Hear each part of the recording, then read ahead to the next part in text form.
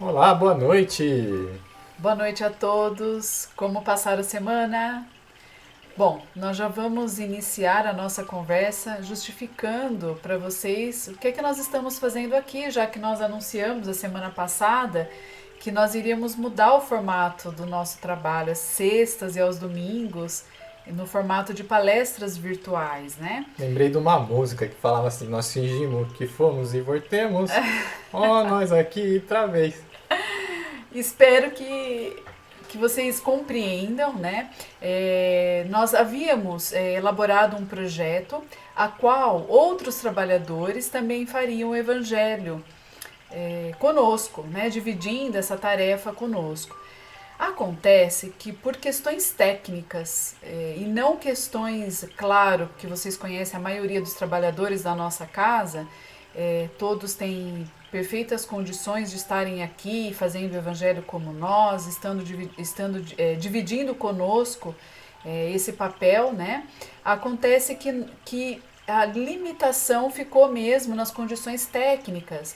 É bem desafiador a tecnologia no sentido de nós conseguirmos adaptar a luz, celular, computador, tantas informações, baixar os vídeos, imagens. E aí então a diretoria, né, junto com os trabalhadores que estavam envolvidos nesse novo projeto, nós decidimos então suspender por hora, né, esse projeto de outros compartilharem conosco a palavra e acabou ficando nós dois novamente com vocês aqui, né, Lan? Espero que seja um bom sinal, né? Eu vou fazer igual os H, né? Vocês vão ter que me engolir. Mas é com muito carinho que a gente retoma esse trabalho, em especial com todos aqueles que estão com vontade, pelo compromisso mesmo da oratória, o compromisso com o Evangelho de divulgar Jesus, os seus ensinos.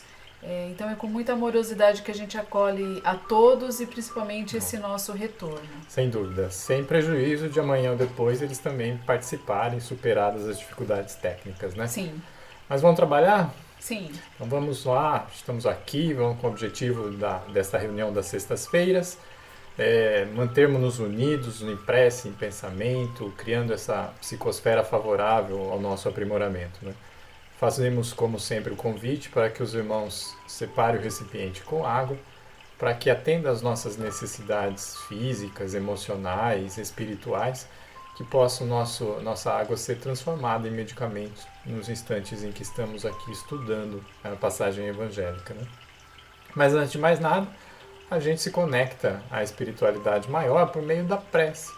Nesse momento, então, agradecemos a Deus pela vida, pela saúde, pela oportunidade de trabalho, pelos irmãos que nos ouvem, por esse contato, ainda que virtual, que possibilita a nossa irmandade, nosso sentimento de fraternidade. Também agradecemos pelas dificuldades da vida que impulsionam a nossa criatividade, impulsionam a nossa experiência, nos proporcionando aprendizados que são valorosos na nossa senda evolutiva. E rogamos, acima de tudo, a assistência dos bons amigos espirituais para que possamos ser claros, objetivos na mensagem que pretendemos transmitir. Que os nossos irmãos que nos ouvem possam ter a compreensão favorecida e, dessa forma, estabelecer uma comunicação bastante eficaz. De uma forma simbólica, nós nos elevamos em pensamento até Deus, dizendo: Pai nosso que estais nos céus, santificado seja o vosso nome. Venha a nós o vosso reino, seja feita a vossa vontade, na terra como em toda parte. O pão de cada dia dai-nos hoje, perdoa as nossas dívidas, assim como perdoamos os nossos devedores. E não nos deixe cair em tentações, mas livra-nos do mal. E que assim seja. que assim seja. Muito bom, vamos ao trabalho. Essa noite a gente vai falar um pouquinho sobre as condições da ação. Então, as condições da prece. Quem é da área jurídica já sabe porque houve esse ato falho, né? Condição de ação é um tema muito presente na esfera jurídica, né? Mas hoje a gente vai falar das condições da prece, né? Sim. E pegamos aqui no capítulo 27 do Evangelho segundo o Espiritismo, o item qualidade da prece, onde nós vamos encontrar uma informação relevante do Kardec, que diz assim: as condições da prece foram claramente definidas por Jesus. Quando orardes, diz ele, não vos coloqueis em evidência, mas orai em secreto. Não fingi orar demasiado, porque não será pelas muitas palavras que serei atendidos, mas pela sinceridade delas. Antes de orar, se tiverdes qualquer coisa contra alguém, perdoai-a, porque a prece não poderia ser agradável a Deus se não partisse de um coração purificado de todo sentimento contrário à caridade. Orai, enfim, com humildade como publicano, e não com orgulho como fariseu. Examinai os vossos defeitos e não as vossas qualidades. E se vos comparardes aos outros, procurai o que existe de mal em vós. Aí, belo puxão de orelha, né? Uhum. Isso é muito importante porque nós, em especial espíritas, sempre dizemos da importância da prece, recomendamos nos momentos de aflição, nos momentos de serenidade, em todos os momentos, ao acordar, ao dormir, em todas as atividades do dia a dia, os bons espíritos nos recomendam estarmos em prece, né? Usarmos dos recursos da oração, do recurso do pensamento elevado. Aprendemos com os bons espíritos que a oração nos coloca em sintonia, não é? Com os bons espíritos, eleva o nosso padrão vibracional, evita com que a gente caia nas armadilhas de espíritos que queiram nos influenciar. Não é? Muito disso já é informação, já é uma informação, vamos dizer, segura. Nós conhecemos, temos isso repetidas vezes. Mas aqui nos chama a atenção o título que Kardec selecionou sobre as qualidades da prece, que ele coloca aí, como lemos, que, que a prece teria certas condições. Não é? Então não é um ato meramente mecânico, não pode ser considerado como algo trivial, não se pode considerar a oração, a prece, como sendo algo que se resolve pela simples repetição de palavras, vamos colocar assim. O Kardec, tomando as palavras de Jesus, nos explica e coloca de uma forma didática que há pelo menos 4 condições a serem observadas por aquele que está em prece. Não é? A primeira delas, a mais importante, foi quando Jesus falava assim, quando vos orar, quando forem orar, não faça como o hipócrita que vai nas grandes praças e fica orando para todo mundo ver, não é? Recolha-se em seu aposento, em seu quarto, e ali na sua intimidade, né, onde Deus pode te ver, ali você vai ser ouvido. Né? Essa primeira condição, né, a condição de não se colocar em evidência, né, a condição da introspecção. Eu remeto essa compreensão, essa condição ao conceito de introspecção. A prece é um ato nosso, pessoal, com Deus. Né? Nós estamos nos sintonizando com essa força, com essa espiritualidade. Então não é algo que se faça publicamente, não é algo que se faça como um ato ostensivo, como um ato de comemoração, um ato de fogos de artifício. Não, é algo introspectivo mesmo. Né? Nós vamos, por meio da prece, buscar recursos da alma, buscar a nossa interioridade para de lá estabelecer uma conexão com o alto. Né? Então é a condição da não evidência, né? Quando Jesus fazia esse alerta, né? Quando coloca. Mais do que isso, ele coloca também sobre não vos afeteis, ou não vá fazer preces longas como fazem os fariseus, né? Lembrando que Jesus sempre combatia a hipocrisia, sempre combatia a falsidade de sentimentos. Ele nunca se impressionou pelas palavras, nunca se impressionou pelos argumentos. Ele se marcava pela sinceridade do sentimento. Né? Então, algo que ele chama atenção naquele que faz preces longas. Né? Lembrando que muito dos nossos irmãos fariseus, né, dentre os quais talvez a gente tenha passado por lá em alguma jornadinha, usavam do expediente de fazer preces longas porque cobravam pela prece, né? Então, olha, eu vou fazer 5 minutos de oração, 10 minutos de oração, de prece, e botavam um preço nisso. É algo lamentável, mas uma realidade que Jesus teve que encarar, não é? Teve que apontar e demonstrar o equívoco disso. Então ele fala, olha, não é pela multiplicidade de palavras que você vai atingir ou enganar Deus. Não é? É importante que você seja conciso, expresse o seu pensamento, expresse a sua necessidade, expresse aquilo que você, o seu sentimento naquilo. Não é? Não pelo número de palavras, não pela eloquência, não pela beleza das palavras consideradas como uma arte, mas pelo sentimento que nela está. Né? Então, olha, seja conciso na sua forma de orar. Né? É porque é ali que está o valor no sentimento e não na multiplicidade. A terceira condição para que a prece seja eficaz, para que tenha qualidade, né, essa prece, ele coloca ali sobre a pureza do coração, sobre que naquele coração não haja mágoa, que naquele coração não haja raiva, não haja ódio. E é aquela passagem, né, que ele fala, Jesus fala assim, olha, quando for orares, se tiver alguma coisa contra alguém, primeiro vai lá, resolve essa pendenga, depois você volta ao templo e faz a sua oferta, né? Porque a Deus o que interessa é um coração puro, né? Isso é muito relevante, né? Quantos de nós temos essa dificuldade e ficamos guardando, né, mágoas, guardando rancores, guardando adversidade?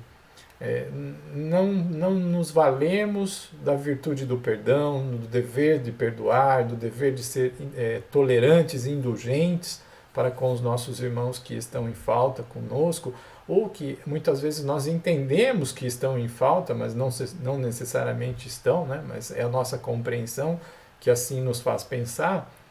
E isso causa um embaraço, causa um sentimento como se nós nos fechássemos, né? Sentimos, multiplicamos, revivemos aquela mágoa constantemente.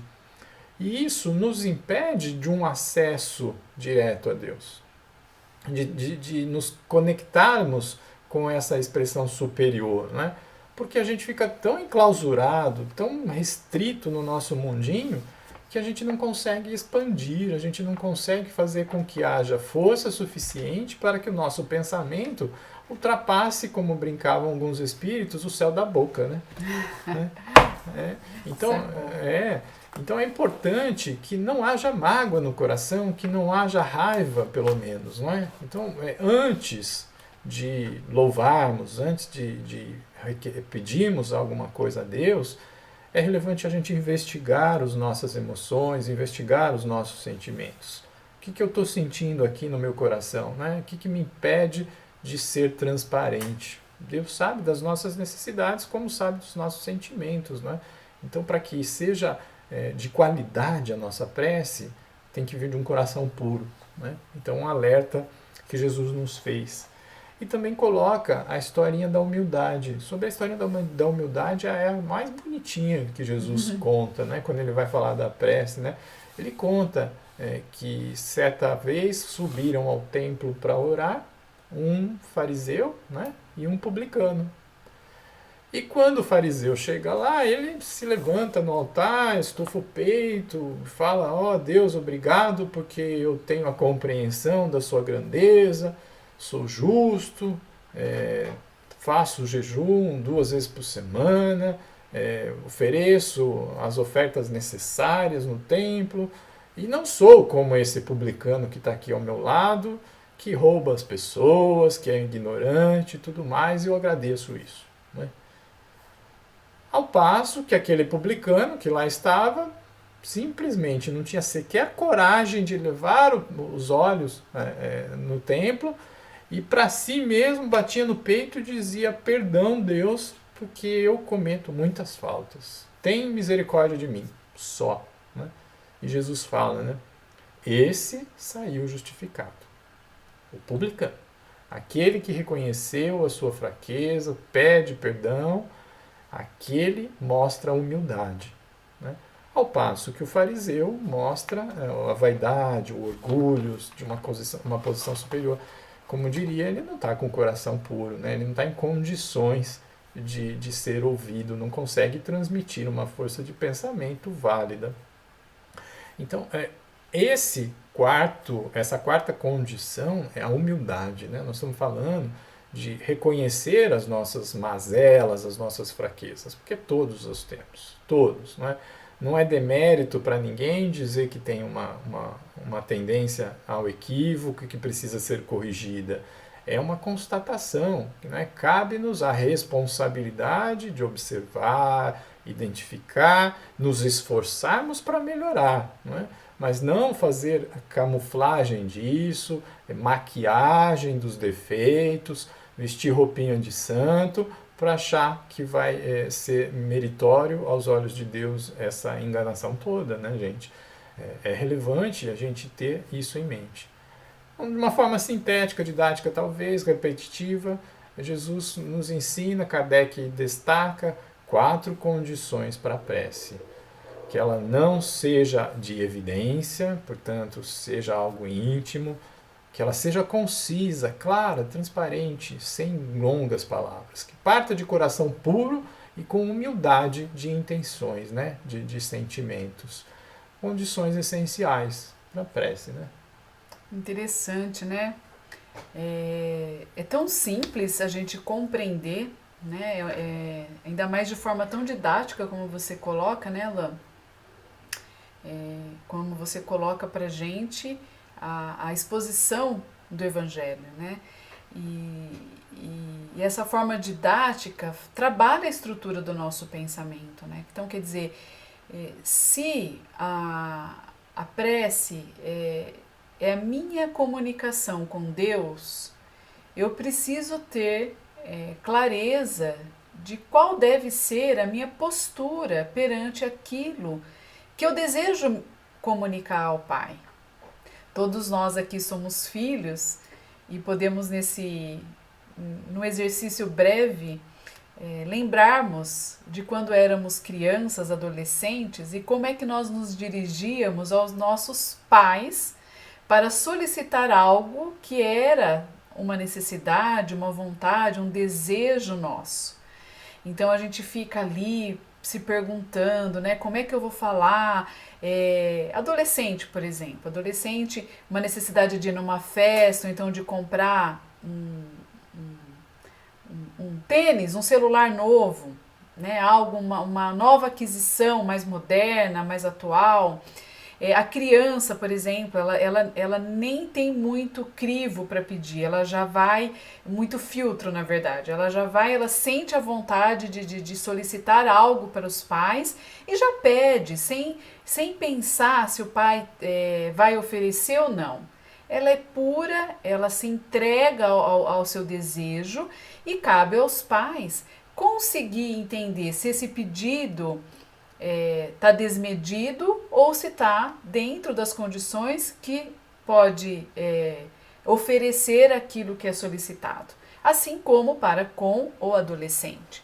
E nesse exercício de a gente voltar um pouquinho para pensar, havia o nosso medo de estar pedindo alguma coisa, uma insegurança, muita ansiedade para outros, no sentido de qual será a resposta, muita expectativa, e todos esses sentimentos faziam com que a gente parasse para pensar na melhor maneira de solicitar algo ao Pai.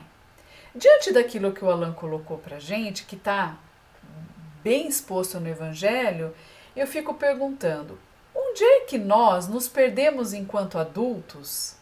Né? Cadê a nossa criança interior, aquela que pedia ou aquela que tinha medo, enfim, que trazia os seus sentimentos, que era peculiar ali daquela personalidade?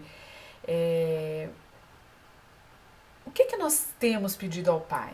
Como é que nós temos pedido o que é necessário para a nossa vida ao nosso pai. E agora não mais a figura do nosso genitor, mas já estendendo para esse pai justo, misericordioso, que conhece não só a nossa necessidade atual, o nosso contexto, mas como ele também reconhece toda a nossa história espiritual, reconhecendo muitas vezes que o que nós estamos pedindo pode ser uma necessidade, como pode não ser uma necessidade. Como é que nós estamos pedindo, né? Ter essa clareza dessa condição é uma condição indispensável para a gente reconhecer qual é a utilidade da prece nas nossas vidas. Porque muitas vezes nós solicitamos ao Pai uma vida melhor, solicitamos que a nossa dor deixe de existir nas nossas vidas, que aquela situação que nos tormenta o pensamento ou que abala as nossas emoções deixe de existir. E nós vamos nos esquecendo de praticar esse exercício, como o Alan nos lembrou, principalmente desse momento de introspecção, de trazer essa situação para a nossa intimidade e se perguntar como, na lição do publicano, que com muita humildade reconhece as suas necessidades. E aí, nesse momento de introspecção e de muita humildade, reconhecendo aquela necessidade, reconhecendo muitas vezes que o que está fora, a dor, a circunstância constrangedora, aquilo que nos incomoda, mas que na verdade são estímulos que nos chegam a provocar uma desacomodação, sai dessa posição onde você está. Então, a situação que nos chega no momento de intimidade, de autoanálise, a gente pode reconhecer aí que essa necessidade que muitas vezes me irrita, me incomoda, me causa dor e sofrimento, ela me impulsiona a desenvolver uma habilidade, um sentimento, um pensamento que eu não tenho desenvolvido, mas que eu sinto no meu momento de silêncio íntimo na oração, na meditação profunda, eu reconheço como essa situação que está fora, uma oportunidade, um estímulo que me chega e me desacomoda para sair daquela situação e me desenvolver ou me reajustar às leis. Como é que a gente transforma tudo isso que eu estou falando para algo bem prático? Então, aquela situação que me chega, me encontra muitas vezes fechado. Sabe aquele pai que tem muita dificuldade de ter um vínculo afetivo, de brincar, de olhar nos olhos, de tocar o seu filho?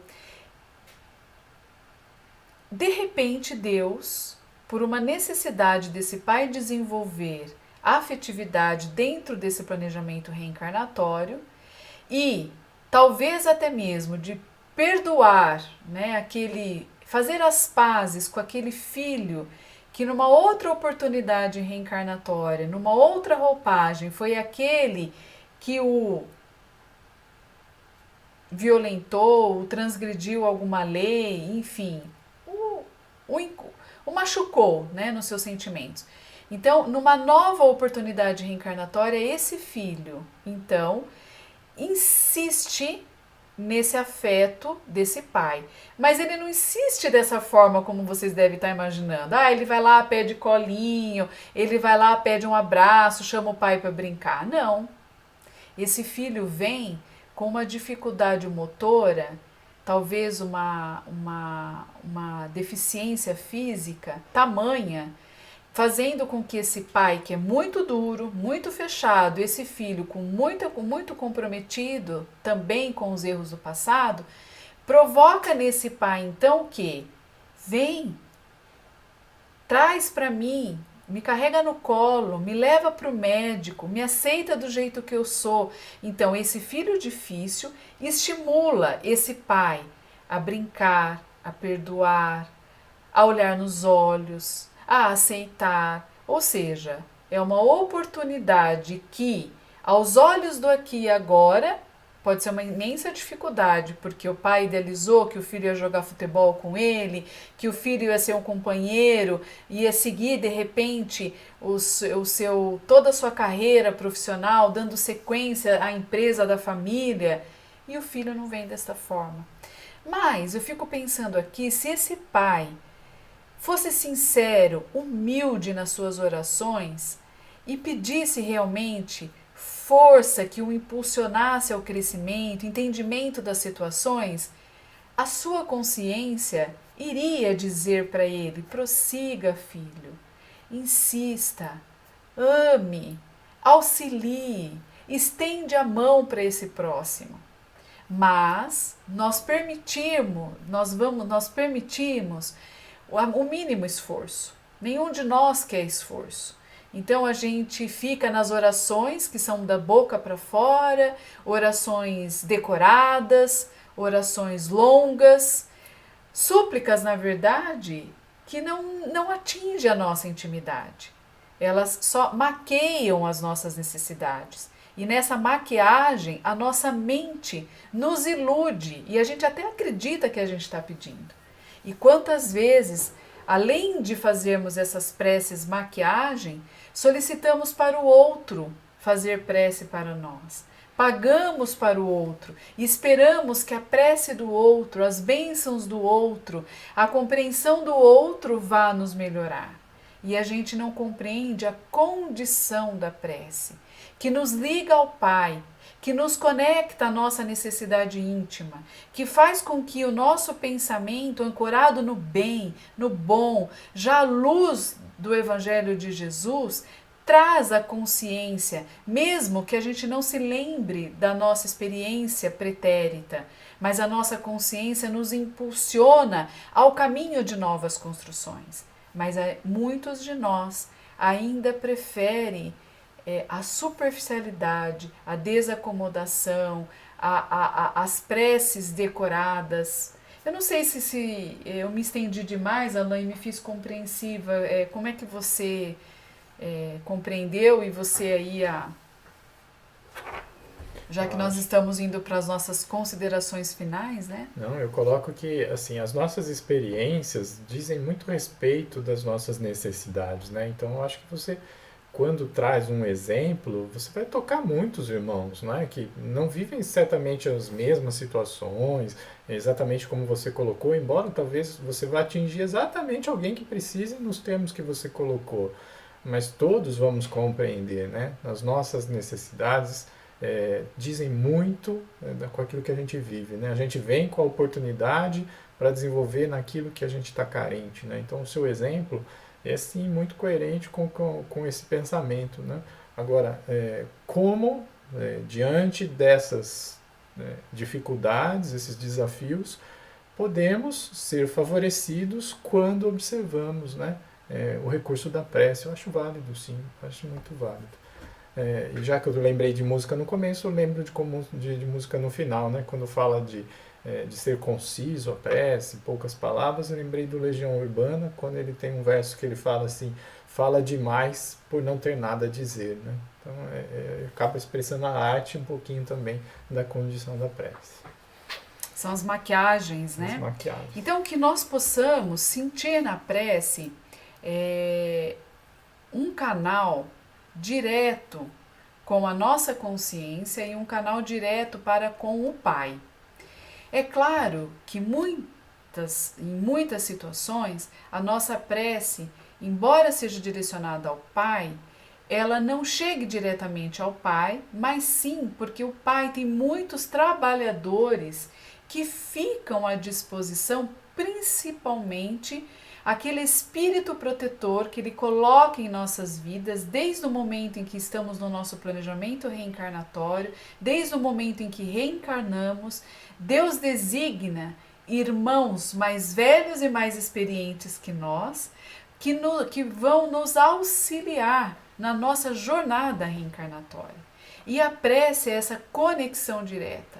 É quando nós elevamos os nossos pensamentos e nossos sentimentos ao Pai, como súplica, como aquele que pede em um ato de reconhecimento as suas necessidades mais íntimas. E Deus, na sua infinita misericórdia, na sua justiça, no seu amor e na sua bondade, nos oferece, na medida certa, aquilo que nós precisamos para nos desenvolver. Que nós possamos ter essa fé, essa crença raciocinada, pautada numa lógica, para que nós possamos estruturar o nosso pensamento, sabendo o que nos leva a pedir, sabendo o que devemos pedir, qual a postura que devemos assumir, para que possamos nos conectar ao Pai com o nosso sentimento mais puro, com a nossa humildade, com o nosso reconhecimento, com a nossa aceitação, para que tudo isso junto forme a condição necessária para o nosso desenvolvimento. É desta maneira, então, com esse pensamento já estruturado, que nós convidamos os irmãos agora, nesses instantes finais, a fecharem os seus olhos físicos e abrirem os olhos da alma. Inspire profundamente e sinta, no mais profundo da sua alma, a sua consciência. Sinta na sua intimidade os motivos que trouxeram você até aqui. Reconheça a sua vida, reconheça quem é a sua família, quem são os seus parentes. Perceba o ambiente que você vive. Observe nesses instantes a condição deste ambiente físico, se é grande, se é pequeno, se é farto ou se é limitado. Traz agora a sua percepção à profissão que você escolheu. Vai elencando tudo isso que diz respeito à sua vida agora. E seja grato ao momento presente. Porque o passado já não nos pertence mais. Não nos lembramos, por ora, de tudo o que fizemos. Mas temos o momento presente para poder reparar, nos ajustar às leis de amor, de justiça e de caridade. Porque desta forma, no futuro, quem sabe bem próximo, estaremos vivendo da forma como desejamos. Vamos nos lembrar desses instantes do trabalho e do esforço. E neste sentimento de gratidão, escolha qual é a sua necessidade desse momento. Entregue à espiritualidade amiga que nos acompanha agora esse seu pedido secreto. Diga, embora de forma silenciosa, qual é a sua necessidade, qual é o seu desejo. E aguarde a resposta bem quieto, sem ansiedade, sem pressa, sem grandes movimentos, para que você possa perceber a resposta de Deus no seu coração. E assim nós nos despedimos desse nosso encontro com essa gratidão, elevando o nosso pensamento a Jesus e nos lembrando de todo o seu amor ao Pai, de toda a sua fidelidade e daquele momento em que Ele nos ensinou a orar. E na aprendizagem da prece tão singela que Ele nos ensinou, vamos agora relembrá-la e ela servirá de vibração, representando toda a nossa gratidão quando assim nós dizemos: Pai nosso que estais no céu, santificado seja o seu nome. Venha a nós o vosso reino, seja feita a vossa vontade, na terra, no céu, como em toda parte. O pão nosso de cada dia nos dai hoje, perdoa as nossas ofensas, à medida em que vamos perdoando a quem nos tem ofendido. E não nos deixeis cair diante das tentações. Nos livras de todo o mal, que assim seja. Seja. Meus queridos, uma boa noite, bom final de semana e até domingo. Até. Muito obrigada.